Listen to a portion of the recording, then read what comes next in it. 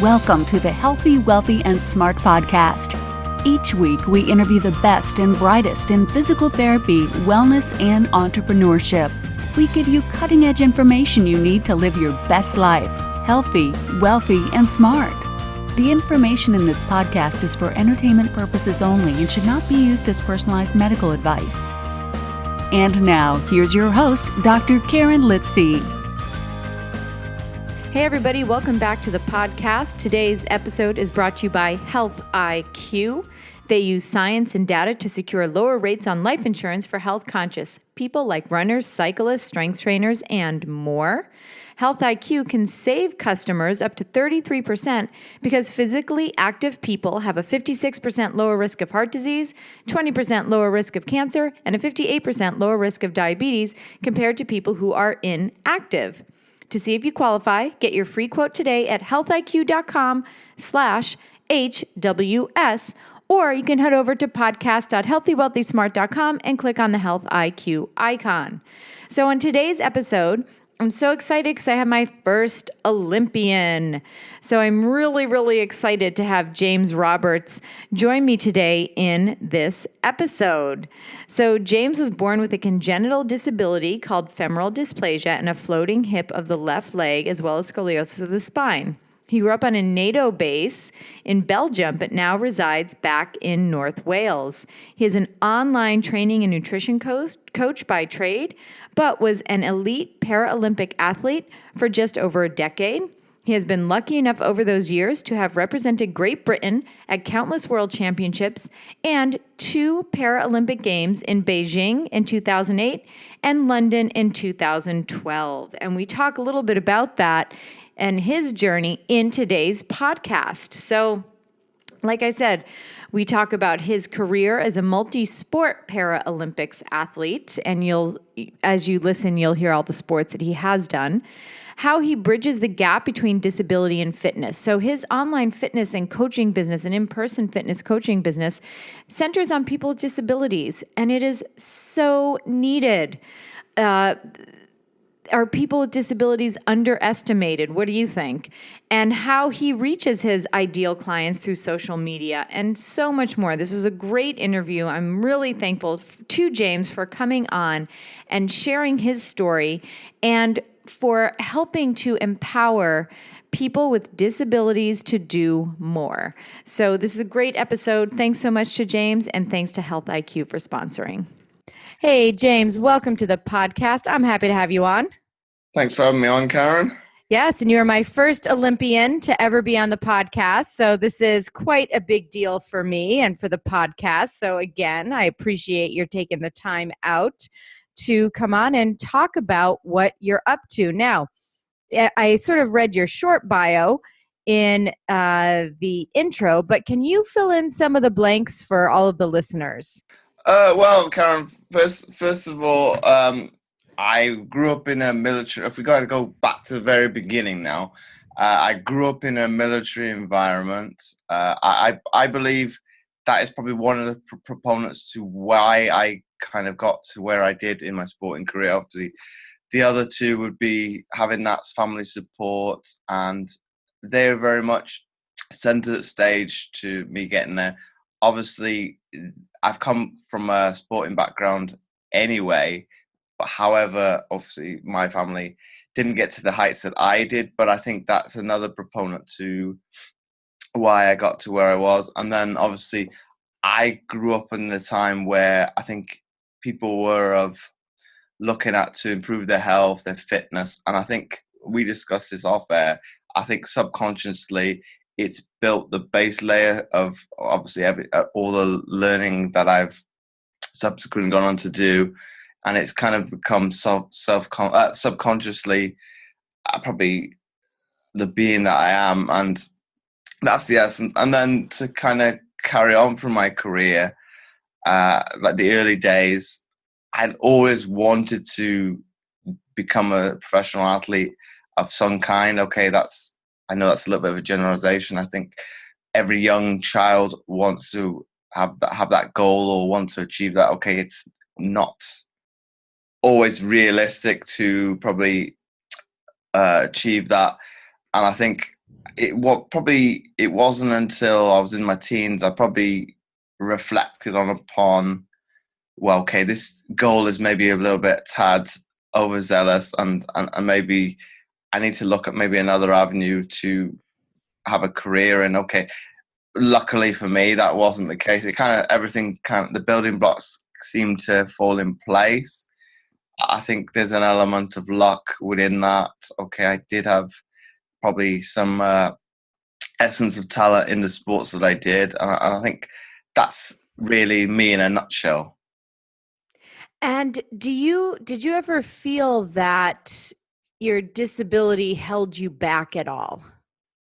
I would say predominantly from my life, no, because I've always been that way inclined, that I will look at it as early on in my elementary life, I was on the playground environment. I would see my peers on the monkey bars, and I think my family said to me, I was sitting on the side, but they could see me ticking over in my brain retrospectively, and probably looking at, well, how can I adapt this simple and I would say mundane task now so that I'm able to integrate with my peers. And I think I think off the top of my head, within maybe say a couple of days, I would have been back with them.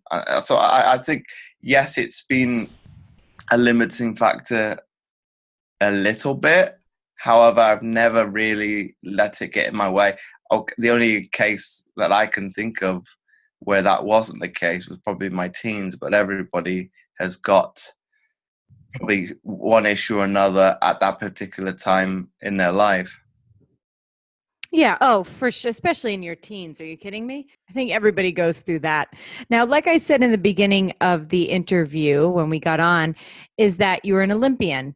So can you talk about the sports that you did compete in? Because I know you've had a couple of different sports throughout your career. So what sports have you competed in, and which one was your favorite? Well, that's not an easy question. Mhm. In terms of the sports I've competed at Olympic level, I competed in the Beijing 2008 games in rowing, and then I made well, you could say a drastic change completely in London 2012 to sit in volleyball. So if I kind of over simplify this now, I kind of said to, you could say my entourage, my family, I would never go from rowing was very much a double, so I had a partner involved, so you have to be in sync on the day competing. I said I would never go into a team environment or have anybody to rely on ever again in sport. And then I kind of flipped that on its head and kind of, well, as you know, in London, I went to volleyball. It's very much a team game. So I very much contradicted myself and kind of, well, okay. I kind of saw it as maybe just a vehicle to get myself to another games, and then went from there. And then, but to kind of say where I actually the root of that came from, I actually started out as a swimmer. So I was very much not a loner, so to speak. It is a very much reclusive sport. You're very much by yourself. Okay, you've got a team around you, but it's for you to execute all the training components. And I've kind of gone from one extreme to the other, and I think it's brought character along the way.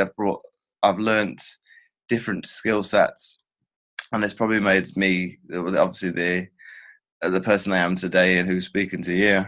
I love that you are working on bridging the gap between disability and fitness.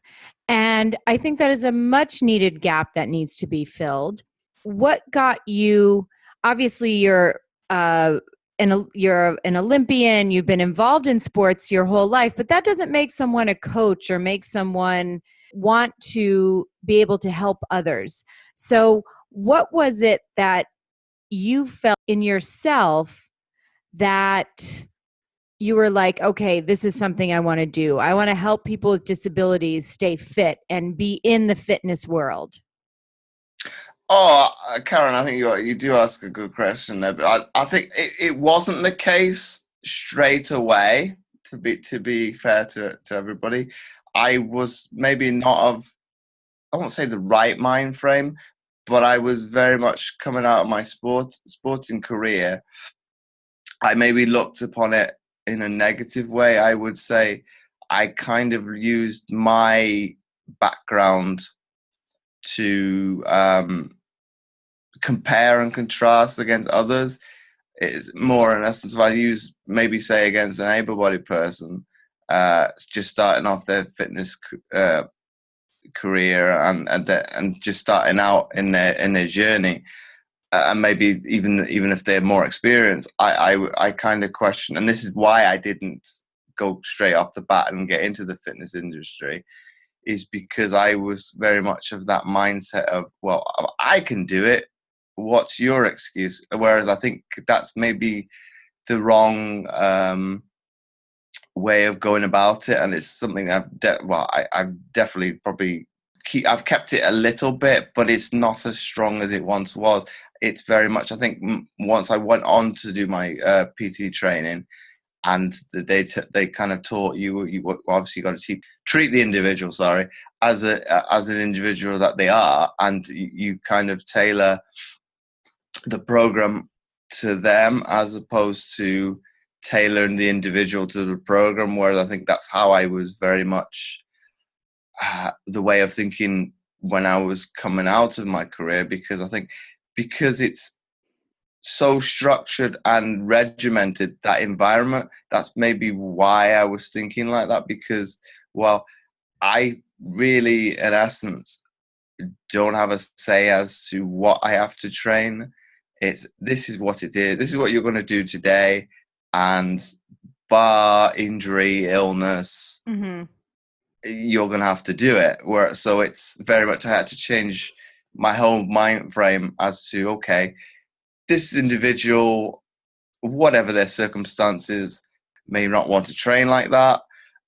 Secondly, they may not have the knowledge base, the hours behind it to be able to technically execute what I'm asking of them. And obviously that's, first of all, is not very professional, because you're putting them at risk. You're putting if we're talking the gym environment, you're putting them at risk, other people around them at risk. Well, okay, that trainer doesn't look like he knows what he's doing. So it's very much, you've got to look at it, taking the it for face value, and obviously asking people, well, what is your why? What do you want to get out of, obviously, the training? What are you looking at it, doing with it? And very much building up more of a relationship, as opposed to maybe the thinking I was at is, well, because of the background I come from, I'm not saying I got beasted all the time, but it's very much a component of our training. Is at that level, you are at times gonna put your body on the line. Whereas I think, depending on, you could say, the person's psyche, they're gonna fall on a different spectrum. Some people may like that kind of training. Some people might loathe it. So you're working with a lot of different people from various backgrounds, probably more so than your average trainer. I think we can agree on that, right? I would say definitely. When you're working with this population, what has been something that has surprised you in a good way? Kind of working with more of the disability population. I think it stems back to when I was competing, because you could see each of those different individuals pushing themselves to not the extreme, but pushing what's termed is obviously what society would view as their ceiling, and then pushing beyond that. And I think when I come back into the general population, okay, I know there is a realization that not everybody's going to achieve those heights, but I can kind of look at it, well, okay, this is possible. You just got to maybe tweak that mindset and look at it a different way. It's trying to better yourself and trying to get the best out of your body. So it's looking at the disability component as, okay, the dis is not a great word. It's looking at more what is that person's ability and what are they actually capable of, and pushing it at those extremes. Do you find that people with disabilities are often underestimated as far as their, like you said, ability to do things, and maybe are sort of wrapped in cotton wool when they shouldn't be? Oh, that's not. I think you could answer that different multitudes of ways. I think it would vary with the individual. I would say, I think society's at fault for that, because it's that assumption. Oh, that person has a disability. Oh, let's look after them. Whereas you wouldn't do that for an able-bodied individual, because you want them to learn and kind of express themselves. I think it would, if I use myself as the example, I think it would vary the situation. Sometimes I might play on it, which is not a good thing, but that's maybe me being slightly lazy at that time. But most of the time, I'd rather you not model coddle me and kind of treat me as equal. I think maybe it's the assumption that's okay, because you have a disability, you may not be capable of it, but then maybe you should look at it from a different mindset. Well, you haven't seen me do it, so why is there no reason I'm not able to do it? Yeah. Trying to not underestimate someone, but rather look at what their abilities are and see what they can do and kind of push those boundaries, just like you would with an able-bodied person. I would definitely You agree kind with of that. you sort of take stock of what level of fitness they're at, and then if that person wants to get stronger and faster and whatever their goals are, you have to be able to push them beyond what they think they can do. And I would assume the disability population is no different. Yes, I think maybe, I think they, like you have with the able-bodied injury, they're going to fall on a obviously that different levels of that spectrum, and you would have pushed them accordingly. Okay, if the person is a recreational or national level athlete, I'm going to push them slightly different way than I would say somebody starting out, because they've got those building blocks already in place. It's just fine tuning things. So maybe the language that I would use would be, well, it would definitely be different. But because they're in that sporting environment already, they are used to a certain sense of dialogue, whereas somebody that has never done sport entirely, and that has been the case with clients I've had in the past, it's not until, and I use one example now, until he got his injury did he look at getting into fitness. So it's Interesting. I don't know why that was, that he wanted to have that shift. It's maybe that was the precursor. Okay, I've had this unfortunate incident happen to me. Let me kind of take a different course in my life and go down the route of, obviously, what is health and well-being, and kind of take a different course for my life. And well, he's a teammate of mine in sport now. But then you think of it now, oh gosh, what would it be? 3-4 years ago, he was doing video games and things like that for his, well, you could say fitness. It is a little bit, but it's a very much sedentary activity. And on that note, we're going to take a quick break to hear from our sponsor, Health IQ. Health IQ uses science and data to secure lower rates on life insurance for health-conscious people like runners, cyclists, strength trainers, and more.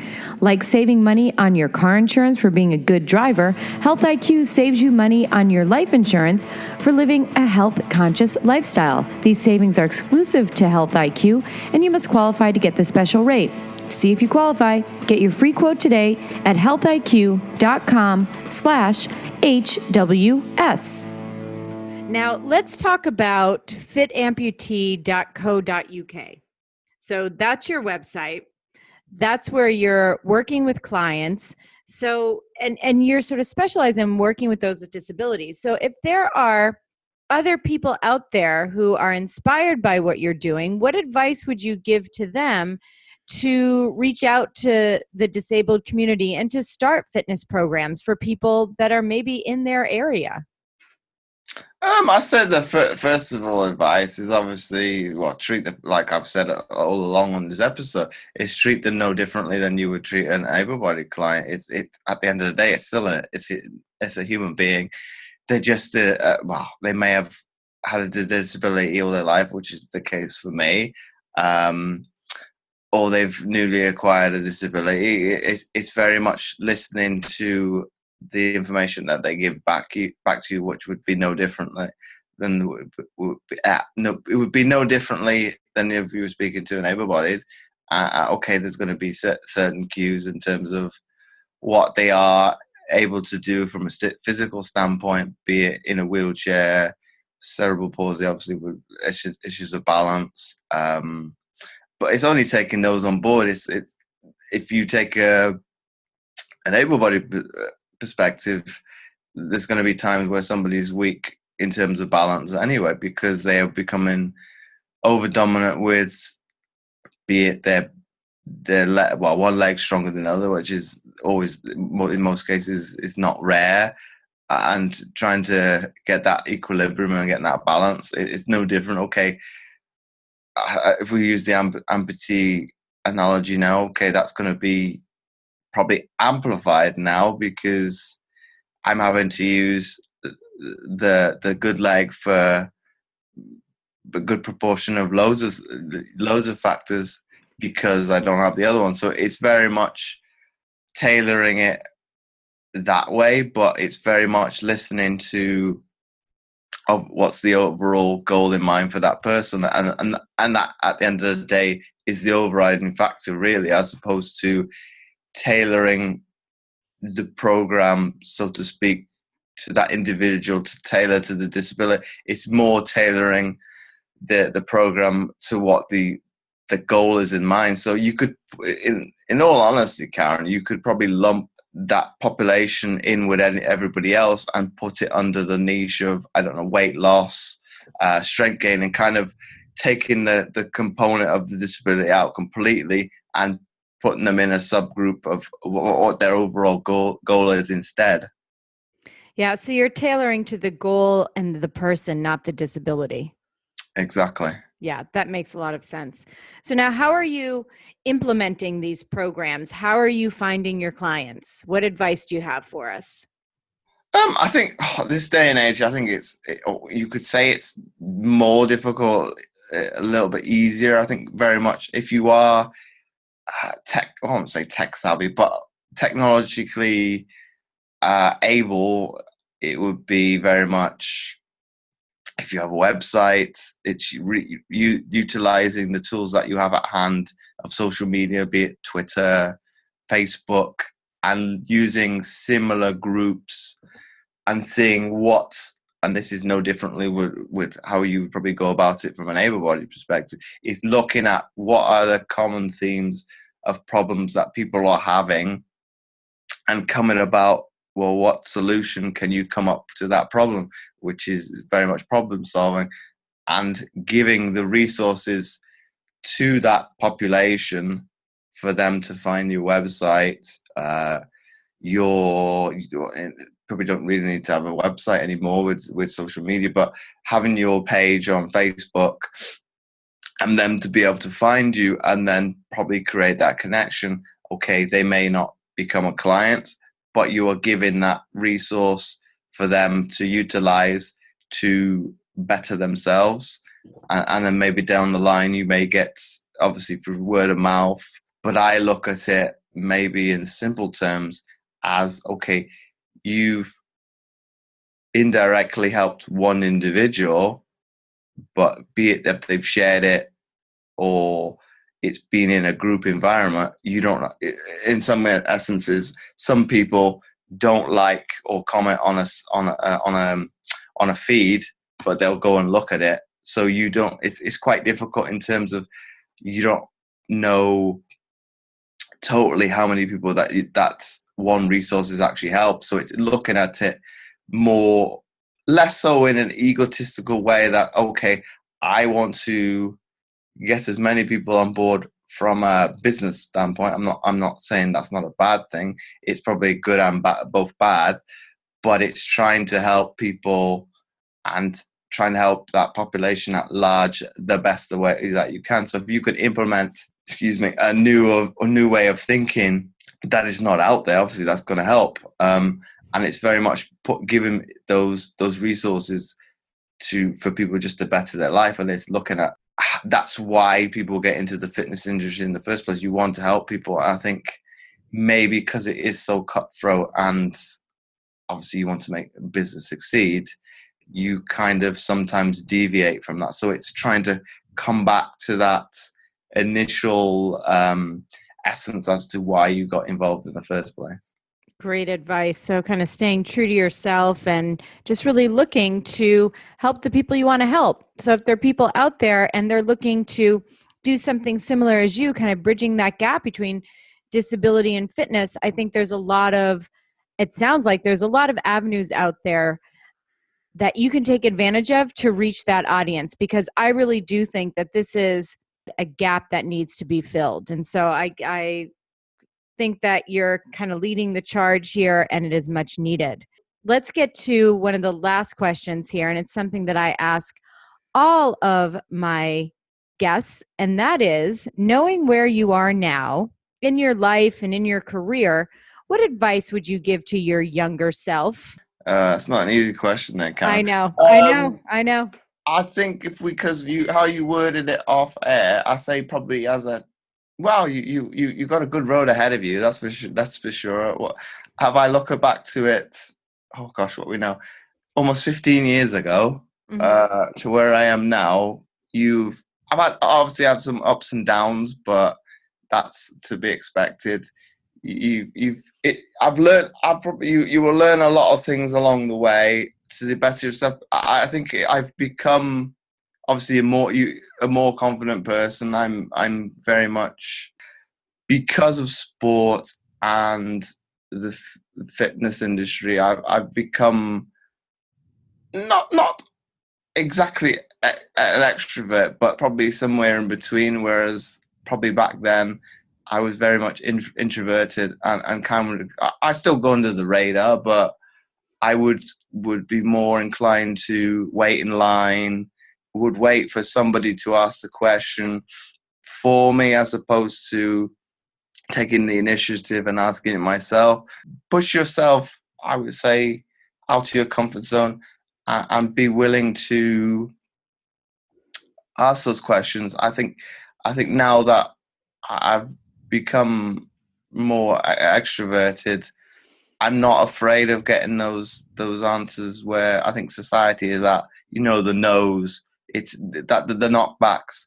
It's like, well, it's having the realization that it may not be the right time frame for an individual, but not blaming them or looking upon themselves or what did I do wrong. It's more a case of it's looking at the positives and things, where I think maybe when I was slightly younger, I probably could generalize and say probably population at large would be, they are knocked back by people saying no to them, being afraid to ask those questions. Whereas I think I'm of the mindset now, if somebody says no to me or it's not the right time, okay, that's fair enough.